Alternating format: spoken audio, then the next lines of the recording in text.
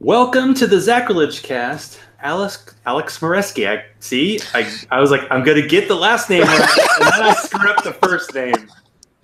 That's a first. I'll do the 3, 2, 1. Just kidding. Alex Moreschi. There we go. I have beer and a little more. It's Wednesday night. America was just saved last night. We're all good. Saved? I'm in Georgia, man. Saved. Yeah. Do you use that term? It's probably too early to ask that. Yeah. Well, I don't have out of context, although there is a quote from as we're talking before the show that I might as well throw out there, even though you didn't say it. Aristotle wrote some shit. I could write some shit. Yeah, that was the one time one of my atheist friends said something that offended me. And it was for somebody else. Yeah. And this is a in context quote. We should seek first to understand. So before we really get rolling, there are some people who will automatically know you from No Religion Required fame and being on multiple atheist podcasts as well. But we want to obviously get to know the real Alex. So what is your kind of personal background and how did you get involved in the Episcopal faith? Yeah, so I grew up as an Episcopalian. I like to say my dad grew up in an atheist secular household. And my mom grew up Roman Catholic, and I like to think that the Episcopal Church meets somewhere in the middle. Was kind of how I've always conceived it. When I was a kid, moved down to South Georgia. Ended up going to a very conservative private school for high school, one of those Southern Baptist places, and then was headed for med school of all places, actually, and went to a place called Mercer University, which is kind of the private liberal arts school here in Georgia. Outside Atlanta, come on. Yeah, well, yeah, it's in Macon. And outside by like 2 hours, but hey, who's counting? Yeah, close enough. They might have just a campus in Atlanta. Maybe that's why it does. It does. It's got a couple of campuses in Atlanta. Yeah. And studied philosophy and helped out with a lot of the Episcopal stuff while I was doing biology. And then went to seminary after up in DC.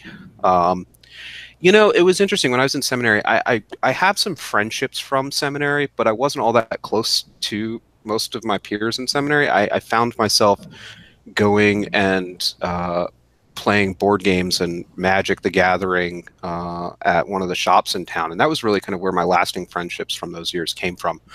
And I think that's part of where my conversation with it was where I had my first kind of my best friend is an atheist, and so we went to college together, so we had a lot of conversations together, so I guess it started there. But that was where I first encountered someone that was like really angry at me because I represented religion and a tradition, and we actually became friends. And so sort of that became a model for me of like, okay, we can go past our differences and learn from each other and do good work in this world, despite of our differences. So that's kind of me in a nutshell, I think. It was a good St. Francis quote, by the way. Well, did you just kind of know at an early age you wanted to do seminary, or that kind of happened to you at college age? Yeah, it was when I was in college. I mean, I think so.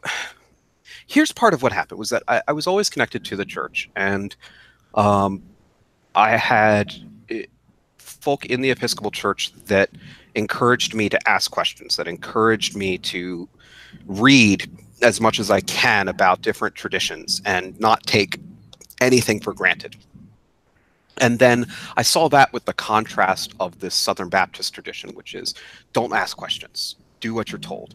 And just such this contrast, and recognizing that, first off, that someone can love science and appreciate evolution and all of these sorts of things and still have faith, still have be a part of a belief tradition. That these two things are not mutually exclusive. And so I think that was kind of the spark. And then it happened that I realized that I got more out of taking care of folk on the ground level. I got more out of helping out with the soup kitchen, and I got more out of doing sort of small group conversations and studies. And I like to talk, so I knew that preaching would be a good sort of thing, and counseling. And that's kind of, I had a conversation with this young priest that came and took over the parish that I grew up in here in Georgia. And he asked me if I'd ever thought about seminary, and that kind of just sparked it in me. And I started thinking about all these different components of myself, and it just kind of fit. Maybe not traditionally, I think. I don't want to be in charge of a church, and I don't think that that's not typical for, at least not for the South in the Episcopal Church, but still called to being a part of that tradition.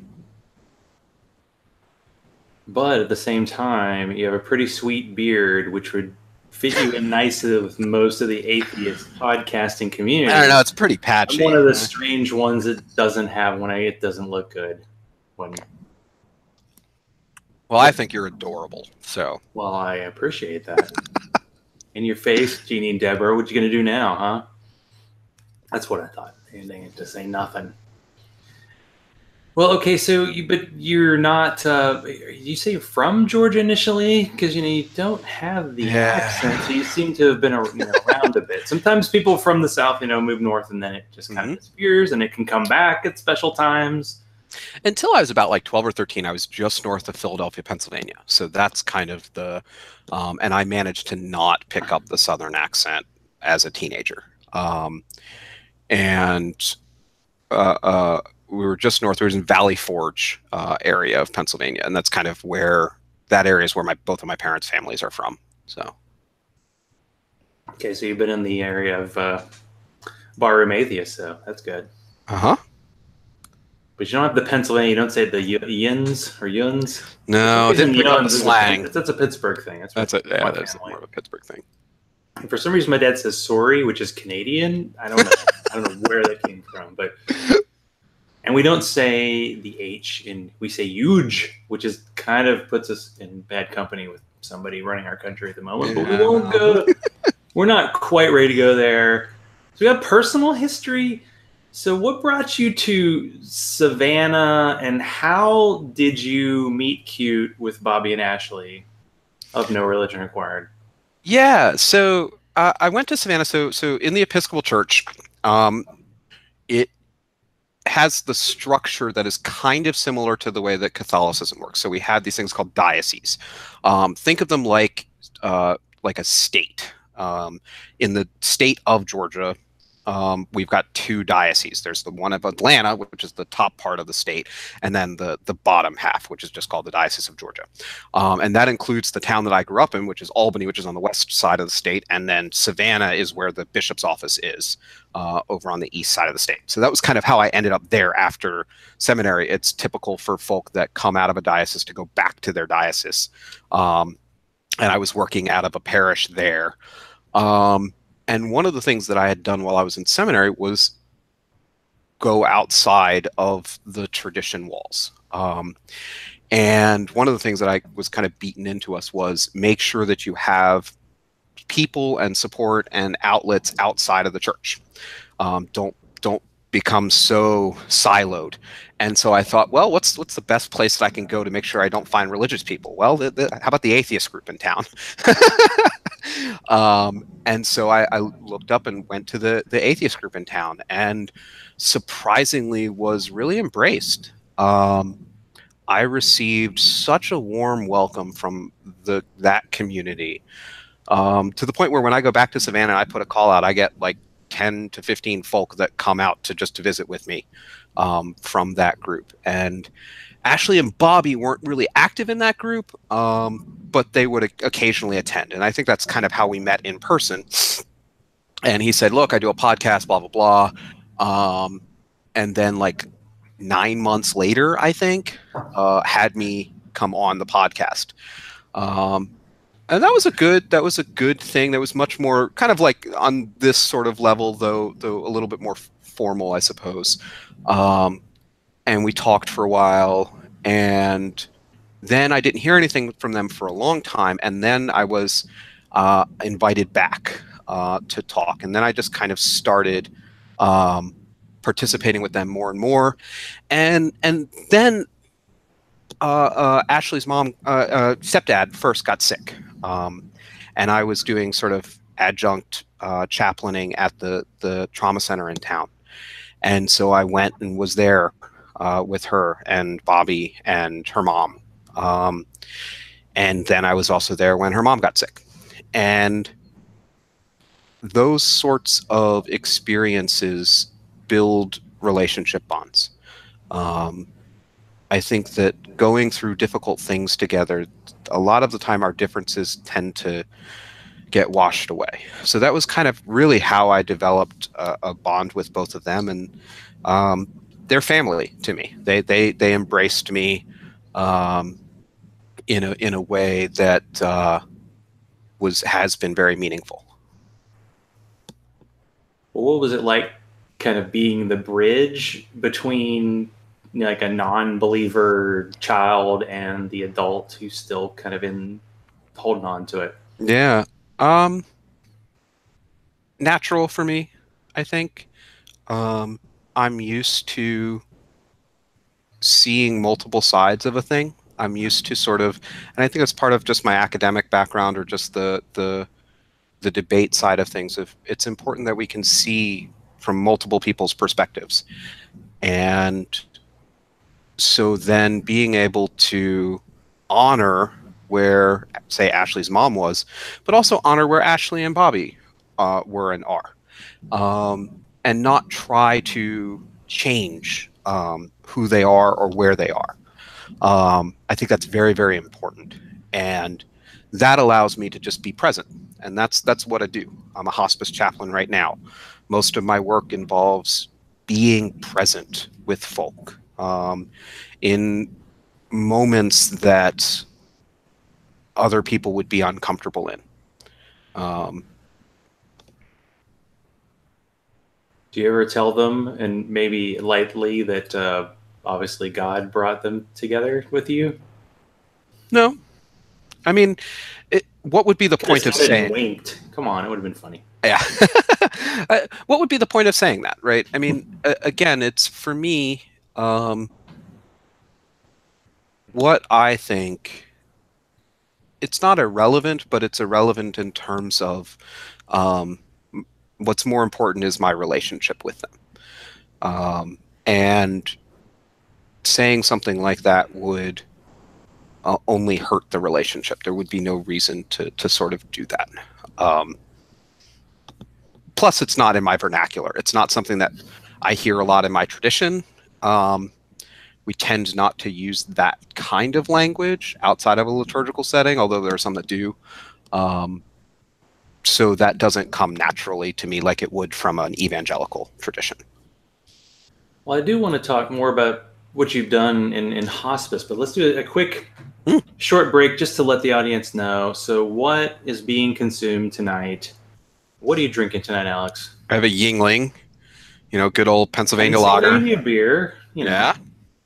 That's pretty status quo. What you got? Drinking a beer from Atlanta Brewing Company called Kentucky Beer Dad, which is this is a lager wine, which I'm still not sure what it is. I already had 2 days. Lager wine? Well, it's like a what's the other term? Barley wine is the more familiar term. I don't know, but it's aged. It's aged in Buffalo Trace barrels, and I like my bourbon aged beer, so it's darker. It's got a beard on it, so it feels perfect for tonight's manly show. It's dark because it's cold and it's the dark times, and winter is coming, as they say, which means it's getting below 50 in Atlanta, which is so funny.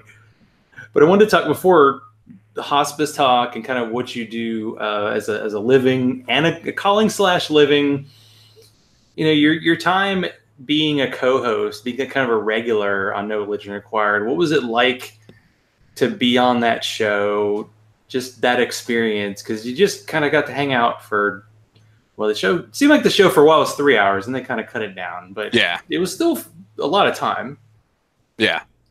I enjoyed it, man. Like, I miss it some days. That's why I kind of jump at the opportunity to kind of guest with people, because I miss doing that every week.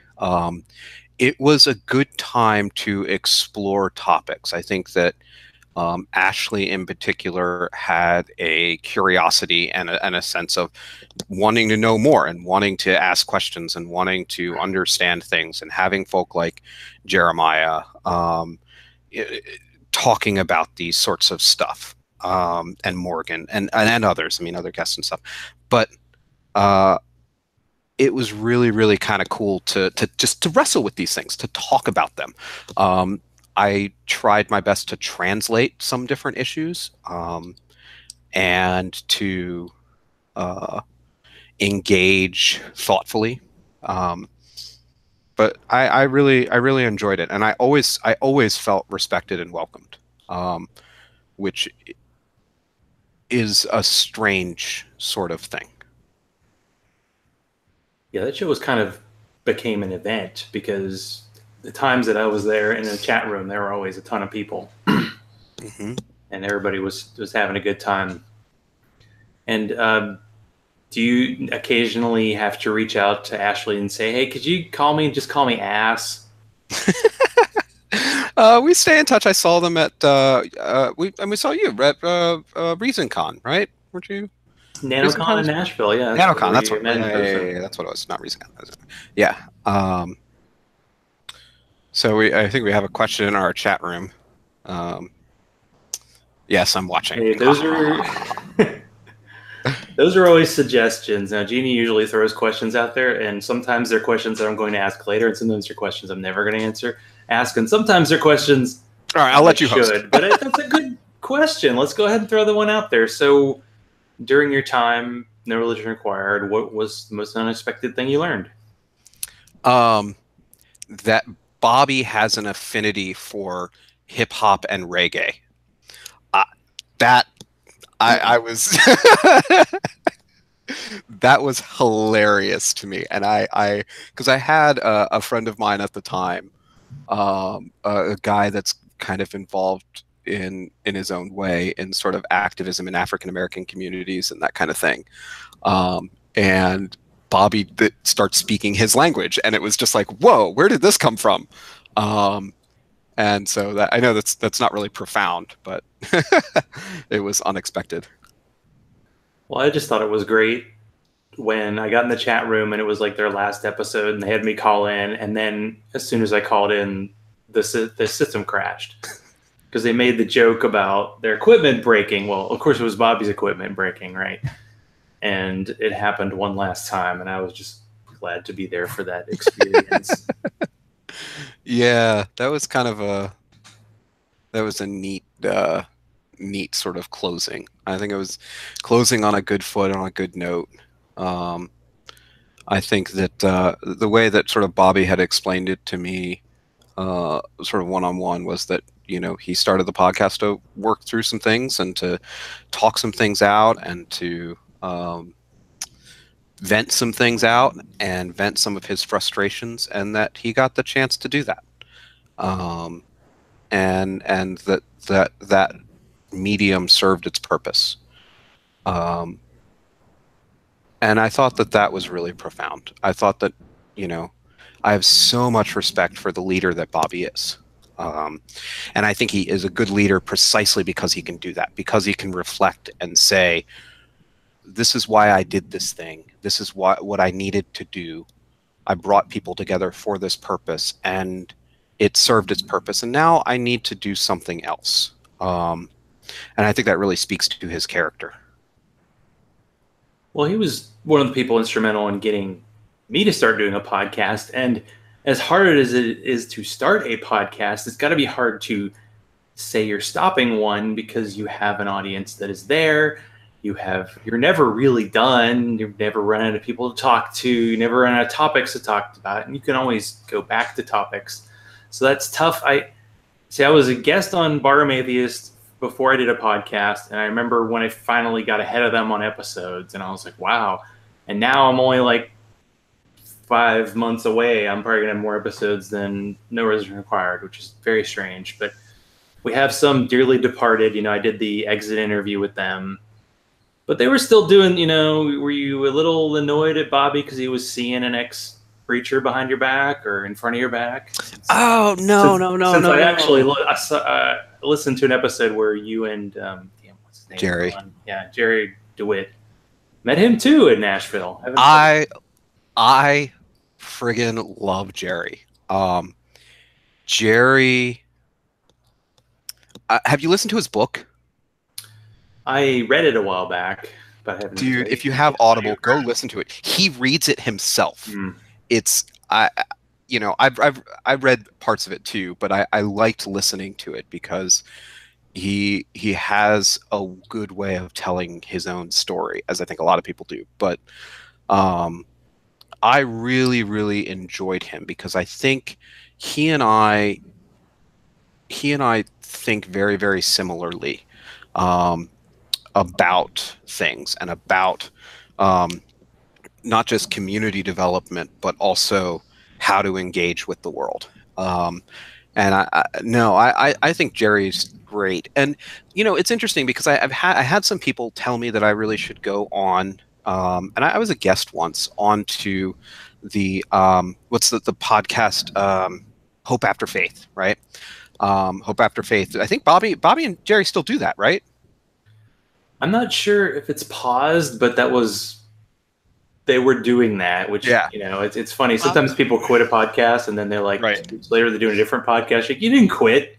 Right. But, well, he was doing Hope After Faith while he was doing NRR. Yeah. And the thing for me is that they were very different in tone.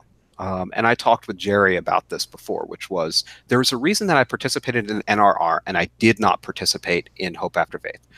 Hope After Faith, as I saw Jerry's design for it, and after talking to him about it, is a safe space. It is designed, and I encourage anyone that's listening to this that's in an area where they cannot talk about the things that they do or don't believe, to look into it, because it is designed to be a place where one can feel welcomed, even being surrounded by folk that would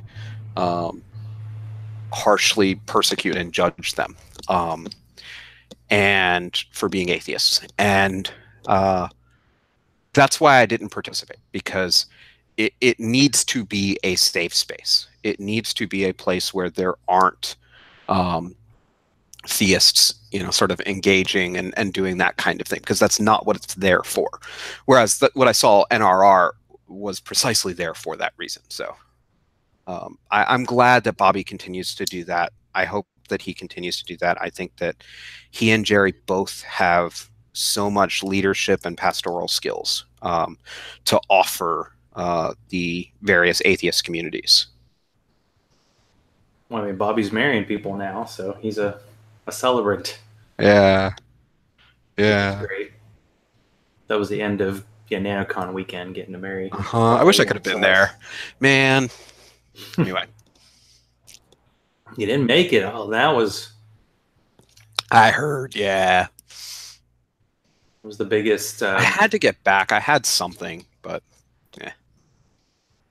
Well, you get to give kind of a unique perspective, because I had a pastor on before, but he's not somebody who's actually decided to go into the deep end of kind of a community that isn't your own.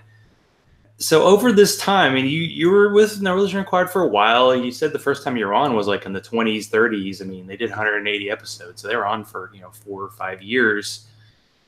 What is your feeling about kind of the atheist community? Have you seen the changes as time has gone on?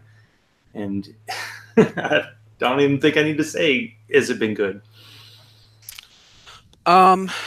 Yeah, and I've written some about this, and one of these days, and I keep saying it because I'm hoping that someday, like, people will, or someone will sort of sit me down and force me to do it. But I've got a book in my head that I need to write, and it is apologetics in the truest sense of the word. It is both an apology, and it is a defense, but not just a defense of as typical of the tradition, but a defense of atheist communities. I think that there are things that Christian communities and atheist communities have that they can offer one another. And I think that there are things that these communities can learn from one another. And since your question is geared more towards this way, or sort of what I'm seeing, one of the things that I do think that the atheist communities can learn is how community development functions, how leadership functions. Most of the Episcopal, at least with the Episcopal side of things, most of seminary is leadership development. It's pastoral care. It's how to deal with conflict. That's one of the things that, sort of as an outsider, that I've been very gracious to be invited in to see. But one of the things that I've seen a lot is not just conflict, but mishandlings of conflict. Yeah, you could just underline that and like put it in bold. Well, yeah, but come on, it's no wonder though, right? I mean, if you don't have folk that are trained with how to deal with conflict, this is going to happen. I mean, you know, look at the church and the church's way of developing communities. I'm pretty sure we started a few crusades over conflict, right? So it took the better part of 2,000 years to get to get to the point where it's at. And so I do think that being able to manage conflict both publicly and privately is very important. Learning how to sort of manage emotions and training leaders. This is one of the reasons why I think Jerry DeWitt is so important. Jerry has been trained to be a leader in a community. Most of the folk that have found themselves have been having to teach themselves, have having to learn it themselves. I've been grateful for Bobby as an example, who has continued to teach himself to be a leader in a community. And he's had some rough spots along the way. And I think that the atheist communities have experienced a lot of divisiveness, and a lot of polarization, much as our country has seen. But this is to be expected. And when we can start learning from each other a little bit, I think that there's a place for it.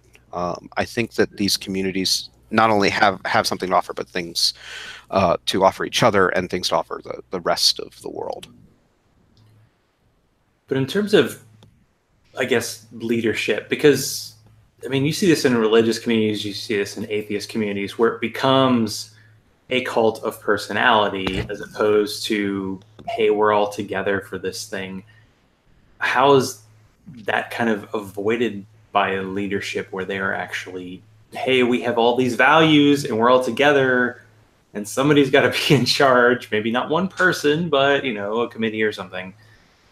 How to avoid that kind of cult of personality, like I say so, therefore it is kind of mentality. Well, so I think that this is kind of like, the first thing that comes to mind, this is an odd comparison, but follow me through. It's kind of like love. Love is not something, or happiness, right?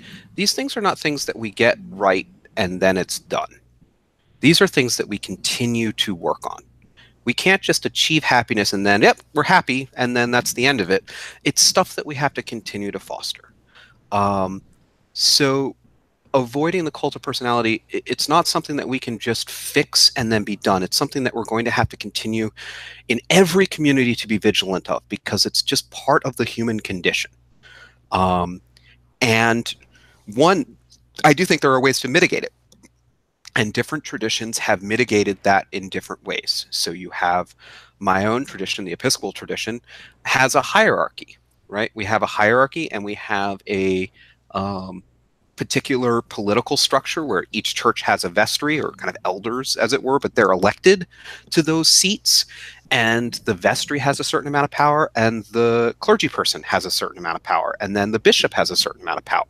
So power is divided up. and there is turnover. There's a democratic process, and there is a turnover to these things. There is accountability. The bishop at each diocese has what's called a standing committee, which is a group of elected folk by the diocese that works as a check against the bishop to make sure that the bishop can't just do whatever the bishop wants to do. So having checks and balances in place, much like, much like our government is in its ideal form. So maybe not the way it's being practiced right now, but in its ideal form, right? It's supposed to be a thing of checks and balances. And so I think that that's what you do. Yes, you're going to have people that have big personalities that are leading communities, and that's a good thing. We want that. But then those people have to be able to transfer on to the next person. And there are different ways to do that. Yeah, that does make sense. Like you're talking about, you have to continually kind of fine tune or adjust or fight. Because I think a lot of people in this country have had this idea that we had this big civil rights battle in the 60s and we took care of it and we're done with it. And it's never over. And there's this weird assumption that the founding fathers are like perfect and they came with this perfect system and we're screwing it up.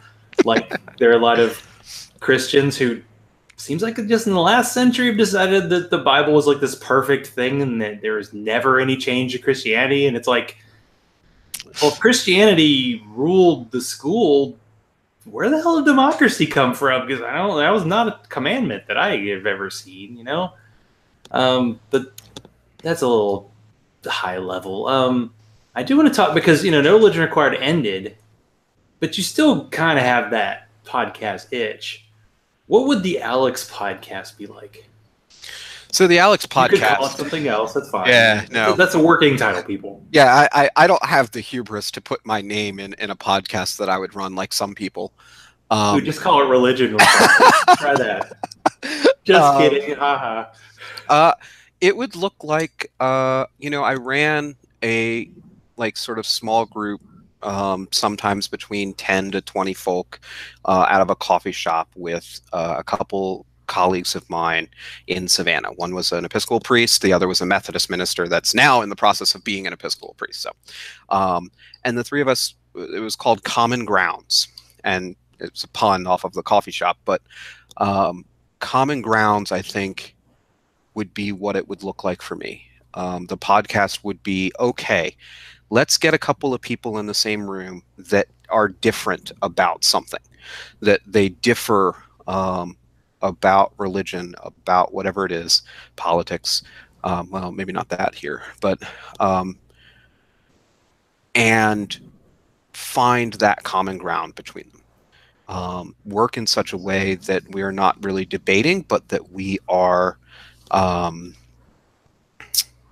looking for things that can connect us and bind us together, whether that would be something like music for some people, or love of philosophy, or love of whatever the things are, fishing even, right? Finding the common ground between us and honoring the differences, and differences are important. But I think that would be what it would look like for me. It would be common ground. Well, we talked about some things you've kind of learned by being involved in the atheist community. What have you learned through other kind of faith communities? Because you've talked about how you got to know kind of a mom in Savannah, and you got to know some of the Jewish leaders, and maybe even Baptists. So what did I learn from them? Is that kind of? Yeah, you were talking about how you have maybe a structure in your church that maybe atheist communities could use. Was there something that you learned from your absorption, or just at least being open to other things? Well, I mean, in different, every tradition is going to be structured a little bit differently, and I think that just because what works for the Episcopal tradition doesn't mean that it's going to work universally. I don't think that at all. But I do think that there are little pieces that perhaps might work for other communities. I didn't get that involved. I got involved with some of the people from the Muslim and Jewish communities. I wasn't so much involved with their hierarchy. So I don't really, I think that the Muslims communities focus very independently of one another, as I understand. I think they're more what we would call congregationalists, so that they hire their own imam, and those imams tend to be more scholars than the clergy that we typically think of in Protestantism. I do think that we can look at something like the Roman Catholic Church, and we can see sort of perhaps where they went wrong, and learn from that way. I have a lot of respect for my Catholic brothers and sisters, but there's a lot wrong with the way that that hierarchy is set up, and we can learn from that.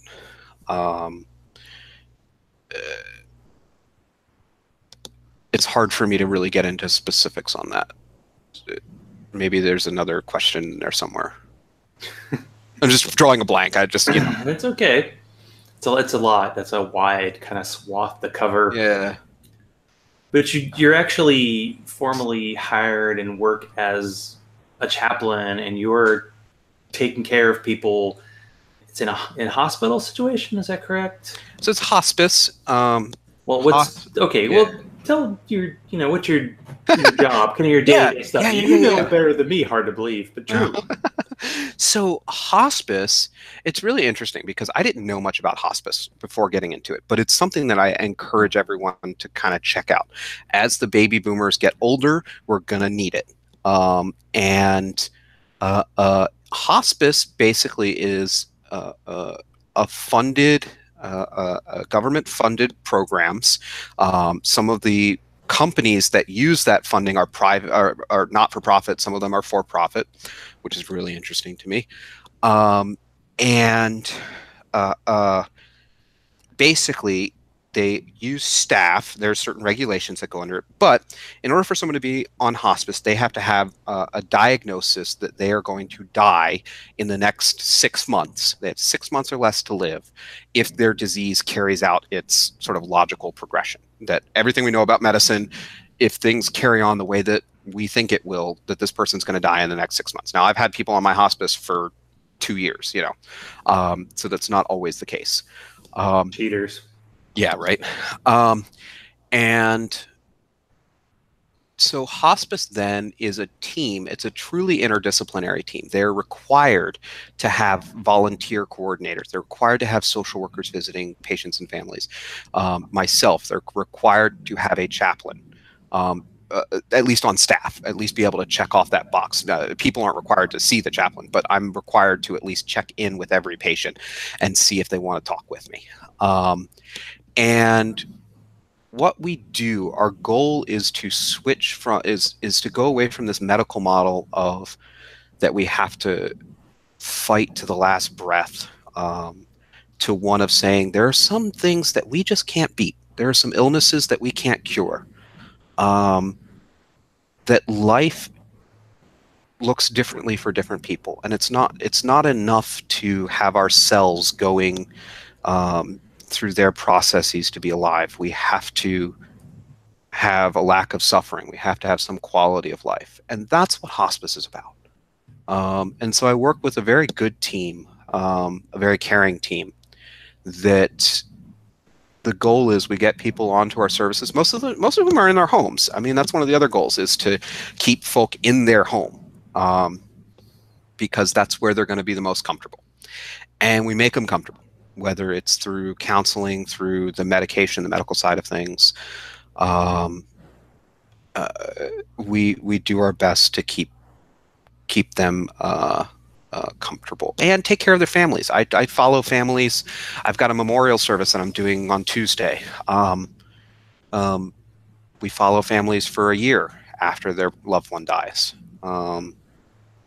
And so it's all about sort of conversations of death and dying. It's having those conversations with people. It's saying death is a scary topic. Most of us don't want to talk about death and dying. We don't want to talk about it with our loved ones. We don't want to think about it with ourselves.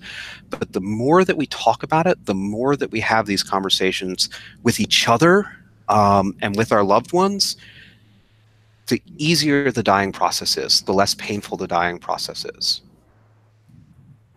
So it's kind of what I do on a day-to-day is mostly visiting and listening with folk. I hold hands with dying folk and walk a ways with them.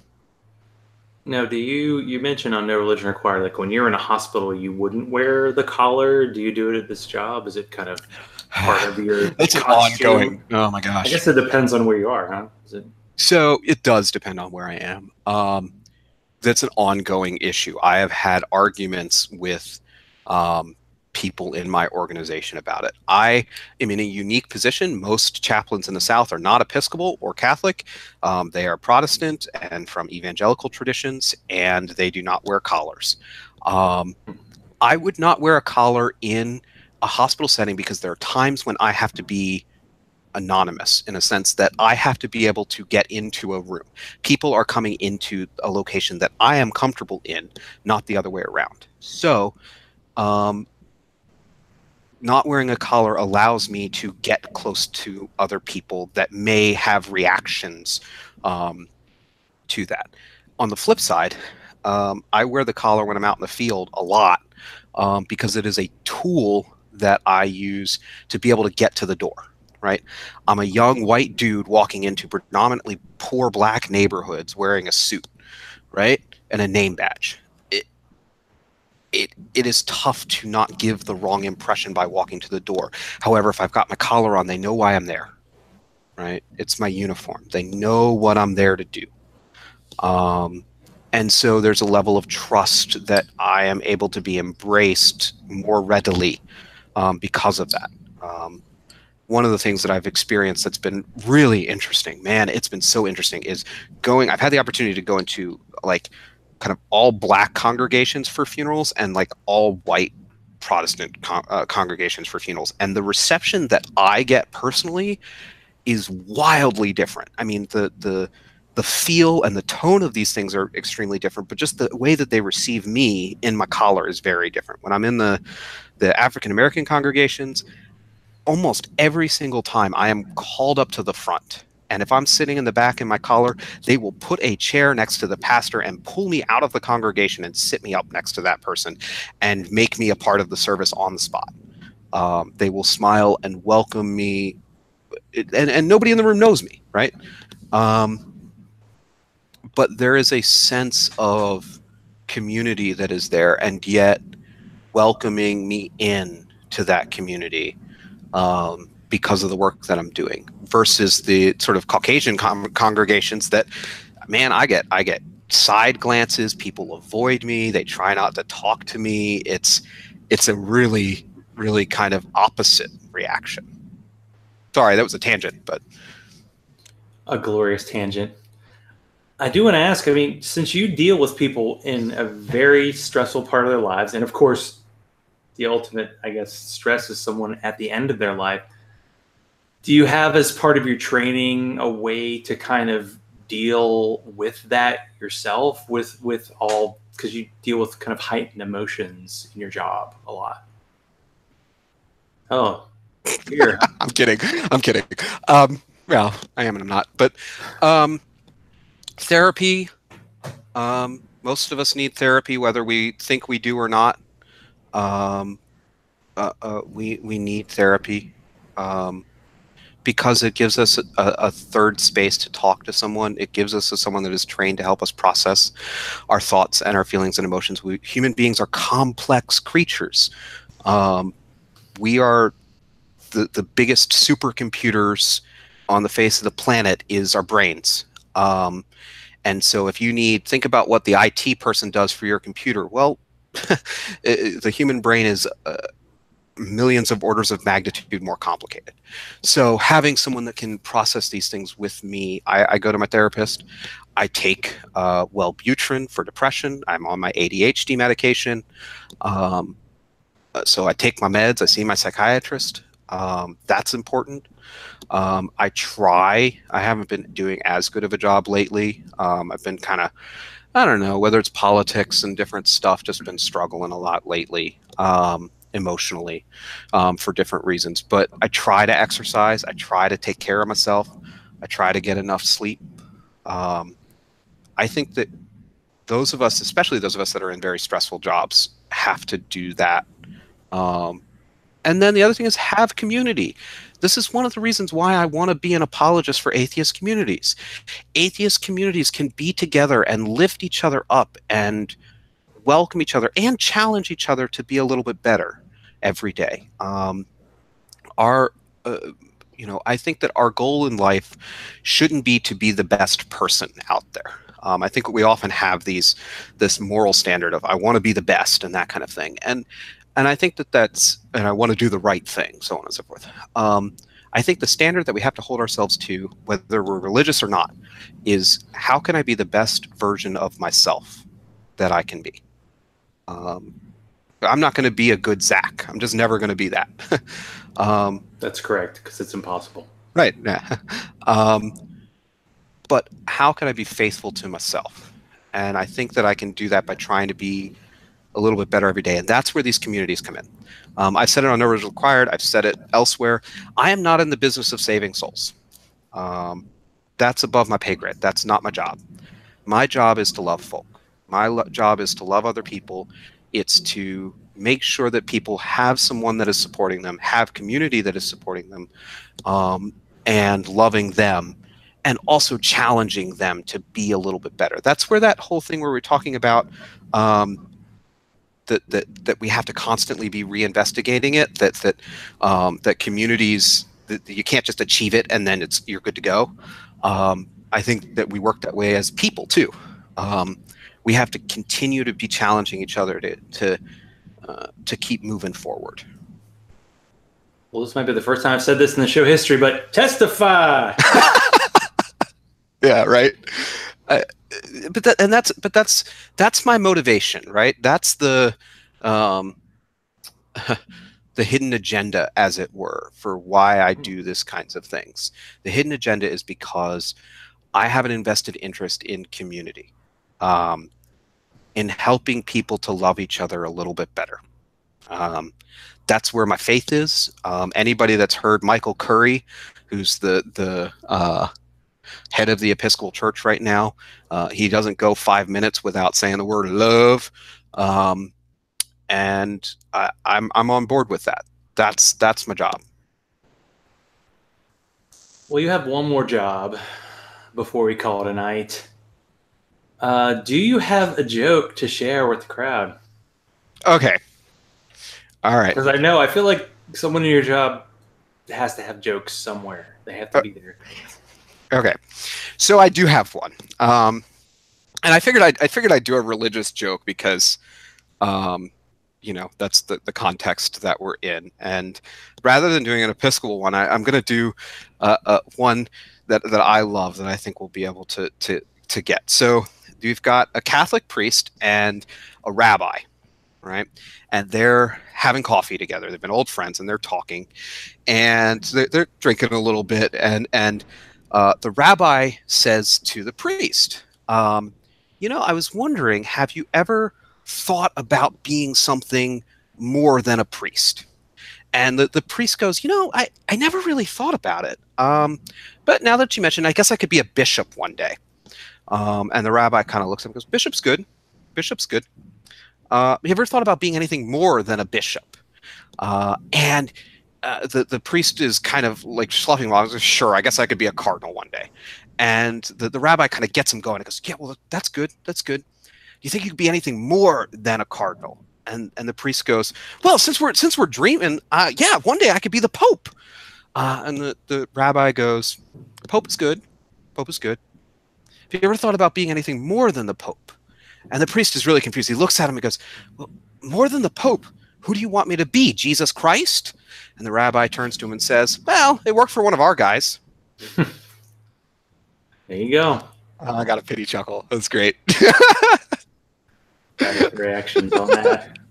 Yeah, well, Well, is there anything that I didn't ask that you wanted to cover? I feel like you're such a font of knowledge and positivity that one show could not possibly contain you. But people have other shows to listen to. They have lives, so we have to cut off at some point.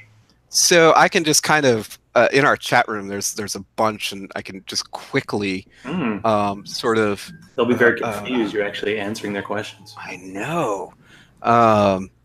There was one that really was interesting to me. Many atheists are angry with religious individuals. What do you see as a resolvable issue or place of contention? This is a very important question. This is a very important question. This is where I'm going to be an apologist to my own community. And I'm going to preach, as it were, to my own community that we need to be listeners. We need to absorb that anger. And that is what I have set out to do over the last many years, is not answer the theological problems and questions. But you know what? If I've got an atheist that wants to yell at me for an hour, then I let him do it. And I listen, and I sit there, and I honor that. Because, and I think that that's not just important as a theist talking to an atheist, but that's important as a white person talking to a black person. That's important as a man talking to a woman, right? That the former has to sit and listen and honor the anger and the frustration and the pain and the suffering that has gone on with the latter.